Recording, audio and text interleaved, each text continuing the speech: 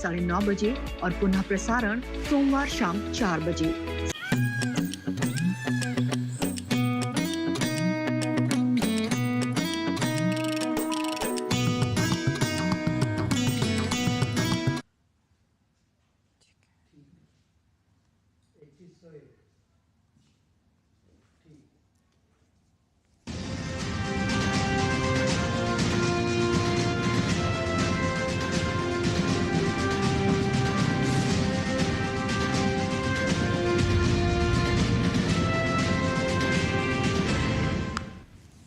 नमस्कार, स्वागत है आपका किसान समाचार में। मैं हूं रेशमा आपके साथ। आइए नजर डालते हैं इस वक्त की हेडलाइंस पर।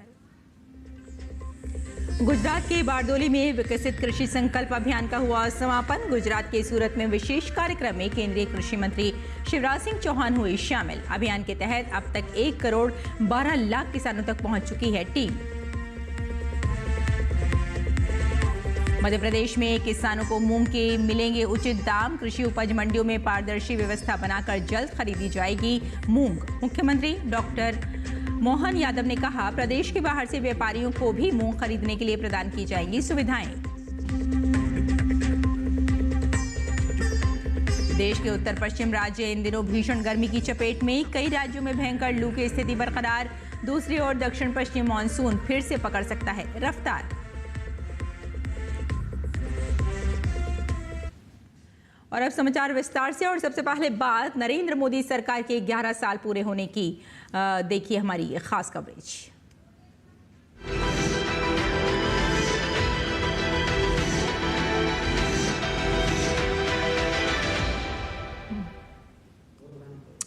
गुजरात के बारडोली में विकसित कृषि संकल्प अभियान के समापन के मौके पर केंद्रीय कृषि मंत्री शिवराज सिंह चौहान और गुजरात के मुख्यमंत्री भूपेंद्र पटेल शामिल हुए। इस मौके पर कार्यक्रम को संबोधित करते हुए कृषि मंत्री ने कहा कि इस अभियान के तहत टीम अब तक 1 करोड़ 12 लाख किसानों तक पहुंच चुकी है। इसके अतिरिक्त शिवराज सिंह कई राज्यों में किसानों से संवाद भी कर चुके हैं। मैं एक बार फिर सभी वैज्ञानिकों को हृदय से बधाई देता हूं। लैब से निकले वो लैंड पे गए, मेहनत से गए, किसानों से संवाद किया और मुझे बताते हुए प्रसन्नता है कि लगभग 1 करोड़ से ज्यादा 1 करोड़ 12 लाख किसानों से संवाद किया। यह संवाद कोई बड़ी सभा में नहीं हुआ। कहीं 200 किसान, कहीं 150 किसान, कहीं 250 किसान, कहीं 300 किसान और वैज्ञानिक। हमारी अपेक्षा इतनी थी और लगभग हम 1 लाख से ज्यादा गांव पहुंचे। 1 लाख से ज्यादा गांव पहुंचे। 55,000 से 1 लाख से ज्यादा 55,000 से ज्यादा जगह कार्यक्रम हुए और वहां 2-3 गांव के लोग आए। तो हमने कृषि की दिशा बदलने की एक कोशिश की है। लगातार ये प्रयत्न जारी रहेगा। मैं सभी वैज्ञानिकों को फिर हृदय से बधाई देता हूं और प्रगतिशील किसानों ने भी चमत्कार किया है। ऐसे ऐसे उदाहरण मिले कि मैं खुद आश्चर्यचकित हूं, क्योंकि केवल बड़े कार्यक्रम नहीं किए हमने। मैं तो छोटे छोटे चौपाल सभा में गया, जहां 200, 300, 250, 100 ऐसे किसान होते थे और उनसे डिस्कस करते थे। केंद्रीय कृषि मंत्री शिवराज सिंह चौहान ने कहा कि कृषि संकल्प अभियान अभी खत्म नहीं हुआ है, बल्कि ये कार्यक्रम आगे भी जारी रहेगा। प्रधानमंत्री जी ने जो रास्ता बताया, उस रास्ते पर भारत की कृषि और किसान आगे बढ़ रहे हैं। हम लगातार उस दिशा में प्रयास कर रहे हैं और उसी का एक प्रयत्न था कि वैज्ञानिक गांव में जाएं। तो वैज्ञानिक जा रहे हैं तो कई तरह की नई चीजें भी मिल रही है। अब देखो, रिसर्च कई बार वैज्ञानिक लैब में करें और उस रिसर्च का फायदा जमीन पे किसानों को हो ही नहीं, तो मतलब क्या है? कई बार किसान जो समस्याएं बता रहे हैं, उन समस्याओं को सुन के अब हमारे वैज्ञानिक वैसी रिसर्च करेंगे जिसकी डिमांड है, जिसकी मांग है।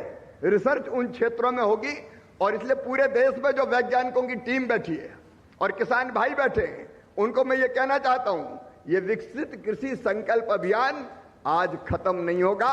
औपचारिक रूप से अभियान खत्म होगा, लेकिन नया अभियान चालू होगा। कृषि वैज्ञानिक, किसान, राज्य और केंद्र सरकार मिलकर काम करेगी। एक राष्ट्र, एक कृषि और एक टीम की भावना से ये वैज्ञानिक और कृषि विभाग किसानों के साथ लगातार खड़ा रहेगा, संवाद करेगा, संपर्क करेगा और खेती के दिशा को और बदलने की कोशिश करेगा। विकसित कृषि संकल्प अभियान लगातार जारी है। इसके तहत कृषि वैज्ञानिक किसानों के बीच जाकर उनकी समस्याओं का समाधान कर रहे हैं और बेहतर उत्पादन के गुर सीख रहे हैं। इस अभियान के तहत कृषि मंत्री शिवराज सिंह चौहान भी विभिन्न राज्यों के दौरे पर हैं। केंद्रीय कृषि मंत्री शिवराज सिंह चौहान बुधवार को दिल्ली के किसानों से मिले और कृषि से संबंधित उनकी समस्याओं को पूरी तरह सुना। गौरतलब है कि इस कार्यक्रम में कृषि विज्ञान केंद्र उजवा और भारतीय कृषि अनुसंधान संस्थान पूसा की प्रमुख भागीदारी है। विकसित कृषि संकल्प अभियान 2025 के तहत वाराणसी में एक किसान संवाद कार्यक्रम का आयोजन हुआ, जिसमें केंद्रीय कृषि राज्य मंत्री रामनाथ ठाकुर ने हिस्सा लिया। इस दौरान उन्होंने एफपीओ और किसानों द्वारा प्रदर्शित किए गए उनके उत्पादों का अवलोकन किया। कार्यक्रम में रामनाथ ठाकुर ने कहा कि किसान वैज्ञानिकों की बात पर भरोसा करता है और वैज्ञानिक भी कड़ी मेहनत से शोध करके किसानों के लिए नई टेक्नोलॉजी विकसित कर रहे हैं। तो ये थे विकसित कृषि संकल्प अभियान से जुड़ी खबरें।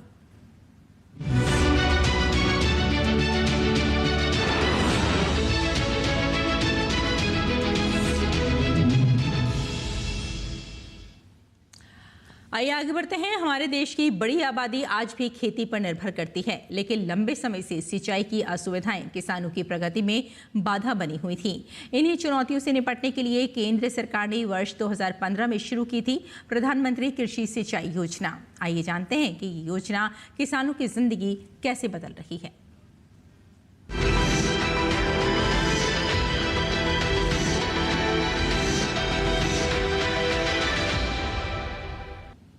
પ્રધાનમંત્રી કૃષિ સિંચાઈ યોજના આ સૌની યોજનામાંથી જ પ્રેરણા મળીને આ યોજના બની છે।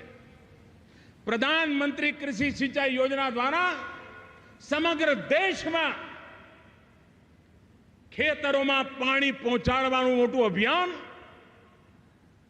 મોટા પાયે પર બજેટનું એલોટમેન્ટ એની દિશામાં કામ કરી રહ્યા છે। खेती की सफलता अब केवल मानसून पर नहीं बल्कि स्मार्ट सिंचाई व्यवस्था पर निर्भर करती है।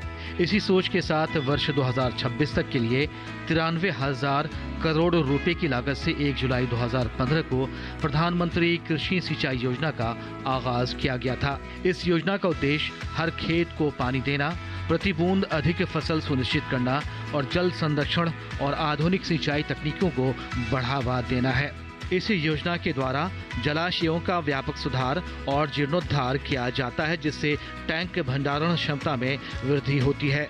योजना के तहत सिंचाई उपकरणों के लिए सब्सिडी भी दी जाती है। यही कारण है कि देश भर के गांव में ये योजना किसानों की आय बढ़ाने और खेती को टिकाऊ बनाने में मददगार साबित हो रही है।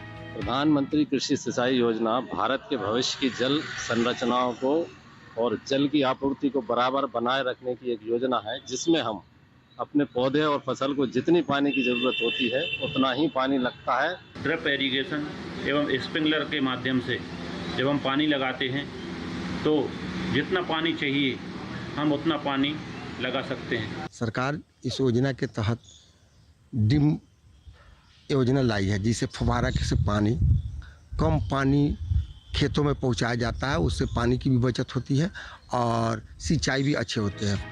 2025-26 के केंद्रीय बजट में प्रधानमंत्री कृषि सिंचाई योजना के लिए 8,259.85 करोड़ रुपए आवंटित किए गए, जिससे भारत के कृषि क्षेत्र में सिंचाई सुविधाओं को बढ़ाने और जल उपयोग दक्षता में सुधार करने के लिए सरकार की प्रतिबद्धता को बल मिला। सिंचाई योजना का उद्देश्य है कि किसानों के लिए हर खेत पे पानी पहुंचाना, और दूसरा यह है कि उस पानी को किस हिसाब से पानी को संचय करें किसान भाई और उसका प्रयोग कैसे करें। सबसे पहला है कि इसमें मोर क्रॉप पर ड्रॉप वाला सिस्टम है, क्योंकि कम पानी से अधिकतम उत्पादन लेना। इस परियोजना के अंतर्गत किसान को वर्षा का जल कैसे संचित करना है उसके बारे में भी सुविधा है। केंद्र सरकार की तरफ से 700 करोड़ के 56 प्रोजेक्ट शुरू किए गए हैं, जिसका उद्देश्य देश के बंजर और बारिश आधारित क्षेत्रों का विकास करना है। प्रधानमंत्री कृषि सिंचाई योजना का लाभ उठाने के लिए सभी छोटे और सीमांत किसान पात्र हैं। लीज एग्रीमेंट के आधार पर खेती कर रहे किसान भी इस योजना के लिए आवेदन कर सकते हैं। स्वयं सहायता समूह, ट्रस्ट, सहकारी समितियां, कंपनियां, उत्पादक किसान समूह और अन्य संस्थाएं भी इस योजना का लाभ उठाने के लिए पात्र हैं। इसके लिए आधार कार्ड, पहचान पत्र, जमीन के कागजात, bank account passbook, passport size photo, mobile number आदि की जरूरत है। योजना के लिए कृषि और किसान कल्याण मंत्रालय की आधिकारिक वेबसाइट के माध्यम से या निकटतम कॉमन सर्विस सेंटर पर जाकर आवेदन कर सकते हैं। Bureau report, DD news.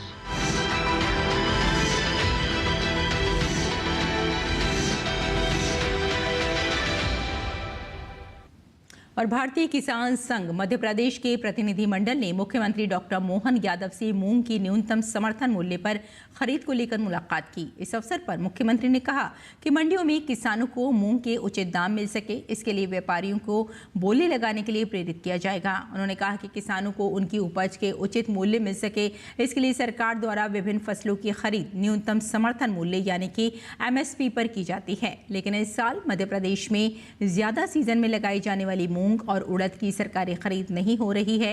इसके लिए अभी तक किसानों के पंजीयन भी शुरू नहीं हुए हैं। मुख्यमंत्री ने कहा कि कृषि उपज मंडियों में पारदर्शी व्यवस्था बनाकर मूंग खरीदी जाएगी। प्रदेश के बाहर से व्यापारियों को भी मूंग खरीदने के लिए सुविधाएं प्रदान की जाएंगी और प्रोत्साहित किया जाएगा। मंडियों में किसानों को मूंग विक्रय का उचित दाम मिल सके, इसके लिए व्यापारियों को बोली लगाने के लिए प्रेरित किया जाएगा। मुख्यमंत्री ने कहा कि राज्य सरकार किसानों के साथ खड़ी है। खेती और किसानी राज्य सरकार की प्राथमिकता में शामिल है।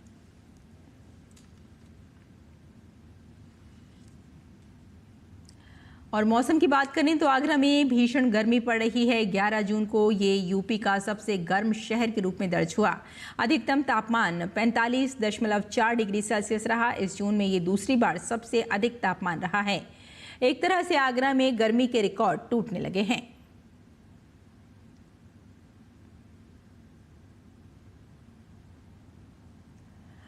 तो आप देख रहे हैं कि इस वक्त प्रचंड गर्मी का कहर जारी है और आगरा में सबसे ज़्यादा इस वक्त गर्मी पड़ रही है।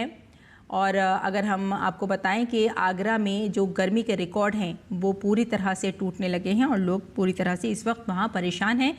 और आगरा से निकलकर अगर बात की जाए अब पंजाब की, तो पंजाब में भटिंडा का तापमान 45 डिग्री सेल्सियस से ज़्यादा रिकॉर्ड किया गया। राजस्थान और हरियाणा में भी लू का रेड अलर्ट जारी किया गया है। और वहीं अगर बिहार की बात करें तो आपको बता दें कि पटना का अधिकतम तापमान 40 डिग्री सेल्सियस से अधिक दर्ज किया गया है। और पहाड़ी इलाकों की तो जम्मू में अधिकतम तापमान कुल 44 डिग्री से ज़्यादा दर्ज किया गया है।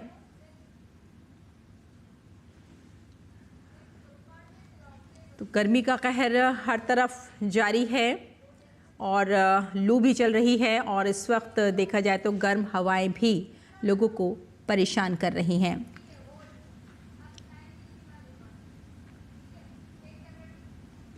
इसके साथ ही हिमाचल प्रदेश के ऊना, कुल्लू, बिलासपुर और मंडी में भी लू चली है। आज और कल हिमाचल के ज़्यादातर हिस्सों में भारी गर्मी के चलते हीट वेव का अलर्ट जारी किया गया है। हिमाचल प्रदेश में 2 दिन धूप खिलने से तापमान और ज़्यादा बढ़ सकता है और पारा 2 से 3 डिग्री और चढ़ने की आशंका है। हालांकि 13 से 15 जून तक प्रदेश के अलग अलग स्थानों पर बारिश की संभावना है और 40 से 50 किलोमीटर प्रति घंटे की रफ्तार से तेज़ हवाएं चलने की भी संभावनाएं बताई जा रही हैं। राजधानी शिमला का अधिकतम तापमान या पारा 29 डिग्री सेल्सियस तक दर्ज किया गया है। तो हिमाचल पूरी तरह से इस वक्त गर्मी की चपेट में है। 40 से 50 किलोमीटर प्रति घंटे की रफ्तार से तेज़ हवाएं चल रही हैं और राजधानी शिमला में 29 डिग्री सेल्सियस तक दर्ज किया गया है पारा। और गन्ना और चीनी विभाग ने सभी चीनी मिलों को टिश्यू कल्चर, मृदा परीक्षण तथा बायोपेस्टिसाइड तकनीकों को लागू करने के निर्देश दिए हैं ताकि गन्ना किसानों को स्वस्थ रोग रहित बीज प्राप्त हो सके। गौरतलब है कि फसलों का उत्पादन बढ़ाने के लिए आधुनिक तकनीकों के उपयोग को बढ़ावा दिया जा रहा है। इस कड़ी में उत्तर प्रदेश के गन्ना एवं चीनी आयुक्त प्रमोद कुमार उपाध्याय ने बताया कि गन्ना किसानों को स्वस्थ एवं उपजाऊ मिट्टी में गन्ने की खेती कराना सर्वोच्च प्राथमिकता है। इसी प्राथमिकता के क्रम में गन्ने के उत्पादन एवं गुणवत्ता को बेहतर बनाने के लिए टिश्यू कल्चर, मृदा परीक्षण और जैव उर्वरक तकनीकी विधाओं को बढ़ावा देने के लिए चीनी मिल समूहों तथा क्षेत्रीय अधिकारियों के साथ समीक्षा बैठक आयोजित की गई। इस बैठक में सभी चीनी मिलों को टिश्यू कल्चर, मृदा परीक्षण तथा जैव उर्वरक तकनीकों को लागू करने के निर्देश दिए गए हैं। इसके साथ ही टिश्यू कल्चर का उपयोग कर नई किस्मों के गन्ने बीज का उत्पादन किया जा सकता है। वहीं प्रदेश के चीनी मिल समूह मिल क्षेत्र पर मृदा परीक्षण लैब की स्थापना करेगी और प्रत्येक किसान को सॉइल हेल्थ कार्ड वितरण करेगी तथा मिल क्षेत्र का फर्टिलिटी मैप भी तैयार करेंगी, जिससे किसानों को अपनी मिट्टी की उर्वरता का पता चल सके तथा किसान खेतों में उचित उर्वरकों का प्रयोग कर गन्ने की पैदावार में अत्यधिक वृद्धि कर सकेंगे। साथ ही उर्वरकों का दुरुपयोग रोकने से लागत में कमी लाई जा सकेगी। आयुक्त ने परिक्षेत्रीय अधिकारियों, कार्मिकों, चीनी मिल समूहों को निर्देशित किया है कि पर्यावरण सुरक्षा एवं टिकाऊ खेती के लिए रसायनों के स्थान पर जैव उर्वरकों और बायो पेस्टिसाइड के प्रयोग के लिए किसानों को प्रेरित करें। और आइए अब जानते हैं देश भर की मंडियों का भाव।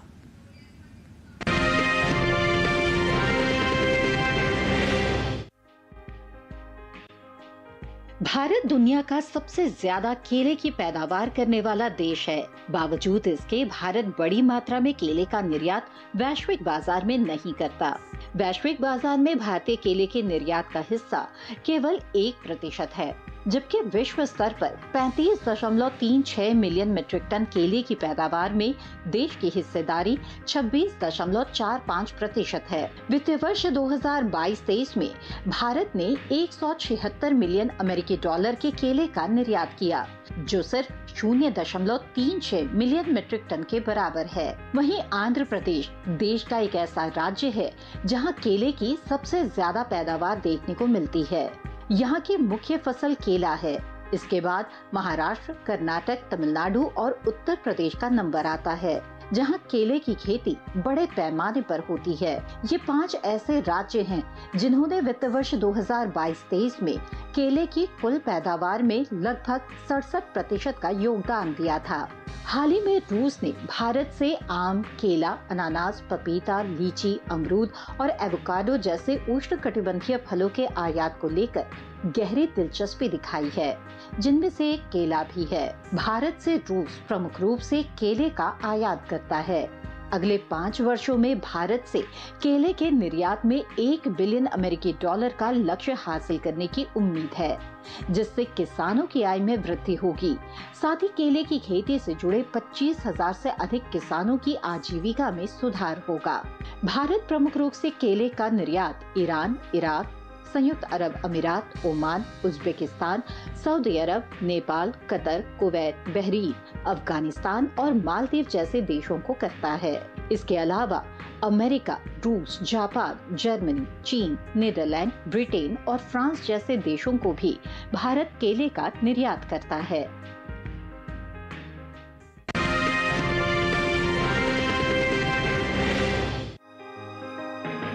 मंडियों में इन दिनों टमाटर की आवक सामान्य देखने को मिल रही है। बात हाजिर भाव की करें तो एग्मानेट के अनुसार गुजरात की सूरत मंडी में 10 जून को टमाटर की कीमत रही 1,850 रुपए। 11 जून को इसके भाव में 650 रुपए की तेजी आई और भाव हो गया 2,500 रुपए। इसी तरह हरियाणा की गुरुग्राम मंडी में टमाटर के भाव में तेजी दर्ज की गई। यहाँ बीते मंगलवार को टमाटर का भाव रहा 1,250 रुपए। बुधवार को इसके सौदों में 250 रुपए का उछाल आया और भाव जा पहुंचा 1,500 रुपए प्रति क्विंटल पर। वहीं जम्मू कश्मीर की उधमपुर मंडी की बात करें तो यहाँ 10 जून को टमाटर का दाम था 2,800 रुपए। 11 जून को इसके सौदे 50 रुपए नरम होकर 2,750 रुपए पर आ गए। हालांकि महाराष्ट्र की पुणे मंडी में 10 और 11 जून को टमाटर बिना किसी बदलाव के 1,500 रुपए पर बिका। बात राजस्थान की मंडियों की करें तो यहाँ की बस्सी मंडी में बुधवार के दिन टमाटर का भाव रहा 700 रुपए। गोलूवाला मंडी में टमाटर 2500 रुपए पर बिका, जबकि सूरतगढ़ मंडी में टमाटर के सौदे 750 रुपए पर हुए। टमाटर की पैदावार को देखें तो भारत के 7 राज्य ऐसे हैं जहां टमाटर की सबसे ज्यादा खेती होती है। ये राज्य देश का 75% टमाटर पैदा करते हैं। आंध्र प्रदेश ऐसा राज्य है जहां सबसे ज्यादा टमाटर की पैदावार देखने को मिलती है। यहां कुल टमाटर की पैदावार का तकरीबन 17% होता है।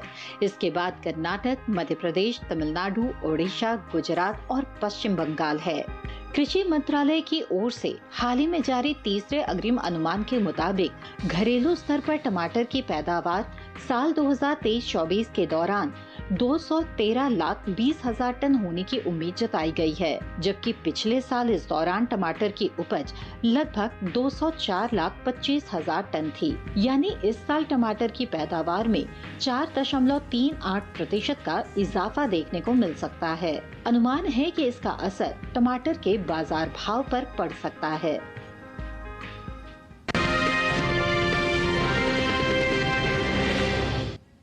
और किसान इस मौसम में कैसे रखें अपनी खेती का ख्याल, आइए जानते हैं।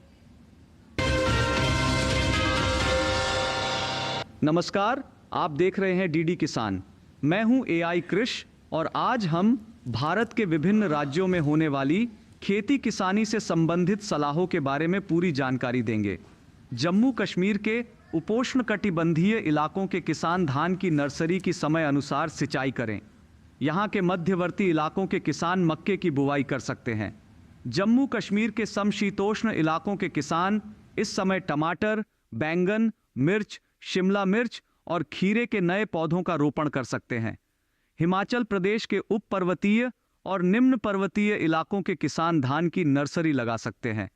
यहाँ इस समय मक्के की बुवाई की जा सकती है।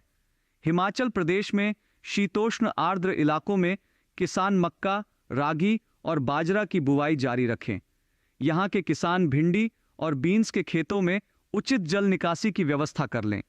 उत्तराखंड के तराई वाले इलाकों के किसान सूरजमुखी, मक्का और मिर्च की पकी फसलों की कटाई और तुड़ाई का काम कर लें। यहाँ इस समय धान की नर्सरी लगाई जा सकती है। उत्तराखंड में इस समय बैंगन, हल्दी और अदरक के नए पौधों का रोपण किया जा सकता है। उत्तराखंड के पहाड़ी इलाकों में किसान सोयाबीन, मक्का और दलहनी फसलों की बुवाई कर लें। पंजाब के पश्चिमी इलाकों में इस समय धान की नर्सरी लगाई जा सकती है। साथ ही यहाँ के मध्य मैदानी इलाकों में किसान बीटी कपास और देसी कपास सहित कपास की विभिन्न किस्मों की बुवाई कर लें। साथ ही पंजाब के मध्य मैदानी इलाकों में ही किसान मक्का और भिंडी की बुवाई भी कर लें। हरियाणा में किसान धान की नर्सरी लगा लें। यहाँ बाजरा, मूंग, उड़द और कपास की बुवाई भी की जा सकती है। राजधानी दिल्ली के किसान धान, फूलगोभी, टमाटर, मिर्च और बैंगन की नर्सरी लगा लें। यहाँ इस समय अरहर, मूंग और उड़द की बुवाई भी की जा सकती है।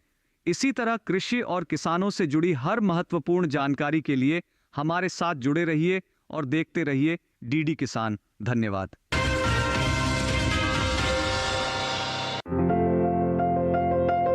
ये मौसम भिंडी की बुवाई के लिए अनुकूल है। उत्तरी भारत के मैदानी इलाकों में गर्मी की फसल जनवरी के अंतिम सप्ताह से मार्च तक और बरसात की फसल जून से जुलाई तक बोई जाती है। 1 हेक्टेयर में भिंडी की बुआई के लिए 18 से 22 किलो बीज पर्याप्त हैं। भिंडी की बुआई करने से पहले खेतों को जोतकर तैयार कर ली, खरपतवार को साफ कर ली। बुआई करते समय कतार के कतार से दूरी 30 सेंटीमीटर और पौध से पौध की दूरी 13 से 15 सेंटीमीटर रखें। किसान भिंडी की कई किस्मों की बुआई कर सकते हैं, जैसे पूसा मखमली, पूसा सावनी, लाल भिंडी और IHR 31 आदि।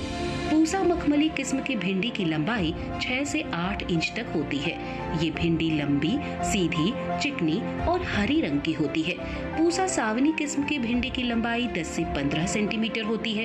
ये लंबी, पतली, नर्म, चिकनी और गहरे हरी रंग की होती है। पूसा सावनी किस्म की 1 हेक्टेयर में 80 से 100 क्विंटल तक पैदावार ली जा सकती है। लाल भिंडी लंबी, सीधी और गूदेदार होती है। जबकि IHR 31 किस्म की भिंडी की लंबाई 24 सेंटीमीटर तक होती है। ये मोटे गूदे वाली और हल्के हरे रंग की होती है। अगर बात सिंचाई की करें तो बुआई के तुरंत बाद फसल में पहली सिंचाई करें और फिर दूसरी और तीसरी सिंचाई 3 से 4 दिन के अंतराल पर करें। फसल की अच्छी बढ़वार के लिए खेतों में समय समय पर निराई गुड़ाई करते रहें।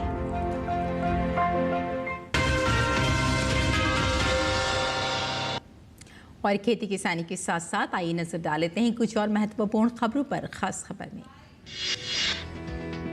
मुख्य चुनाव आयुक्त ज्ञानेश कुमार ने स्टॉकहोम में एक अंतर्राष्ट्रीय सम्मेलन में कहा, भारत की मतदाता सूची तैयार करने की प्रक्रिया दुनिया में सबसे कठिन और पारदर्शी कार्यों में से एक है। टेरर फंडिंग मामले में अलगाववादी नेता शब्बीर शाह को बड़ा झटका लगा है। अलगाववादी नेता शब्बीर शाह की दिल्ली हाई कोर्ट ने जमानत याचिका खारिज की। अंतर्राष्ट्रीय योग दिवस का काउंटडाउन शुरू हो गया है। केंद्रीय आयुष राज्य मंत्री प्रताप राव जाधव ने आज प्रेस वार्ता की। उन्होंने कहा कि ये कार्यक्रम किसी योग रेवोल्यूशन से कम नहीं है। मध्य प्रदेश के खंडवा में अवैध अतिक्रमण के खिलाफ प्रशासन ने बड़ी कार्रवाई की है। प्रशासन ने अतिक्रमण के खिलाफ कार्रवाई करते हुए शकर तालाब इलाके में अवैध मकान हटाए। चंडीगढ़ में ड्रग फ्री इंडिया वॉकथॉन का आयोजन किया गया। भारत को नशा मुक्त बनाने के उद्देश्य से आयोजित इस वॉकथॉन में लोगों को नशे से दूर रहने की सलाह दी गई। तो किसान समाचार में फिलहाल इतना ही। अनुमति दें। नमस्कार।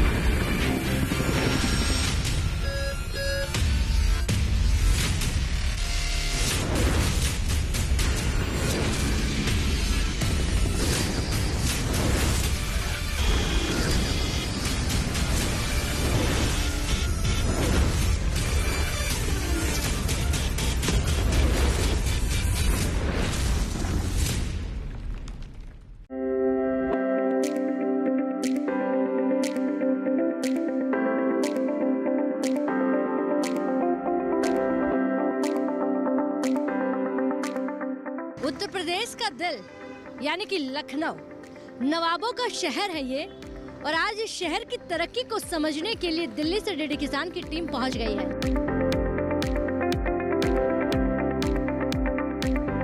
बताइए, नौकरी में ज्यादा पैसा या खेती? खेती में ज्यादा है। सालाना कितने?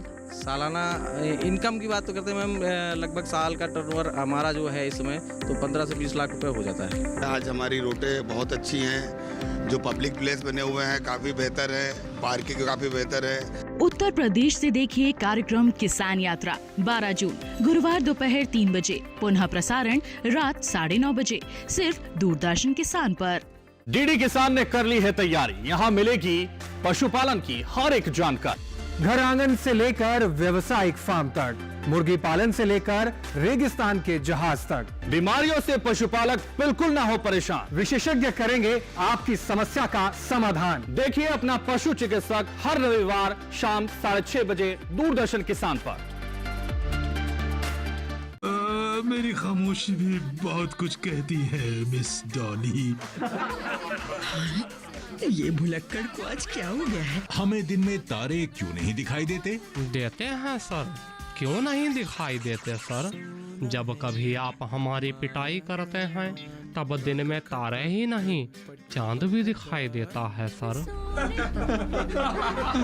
ऐसा है संबंध हमारा, मैं कश्ती तू किनारा, मैं धनुष तू तीर, मैं मटर तू पनीर, मैं रात तू दिन, मैं हॉट तू कूल, मैं अप्रैल तू फूल। स्कूल डेज समुद्री पाठशाला हर रविवार सुबह 11:30 बजे डीडी नेशनल पर।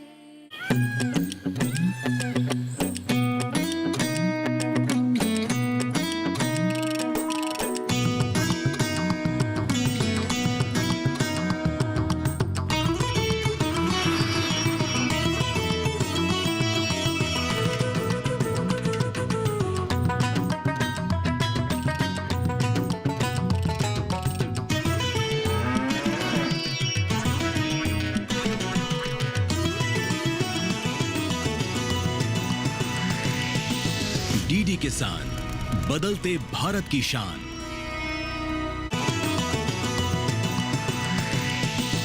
डीडी किसान, बदलते भारत की शान।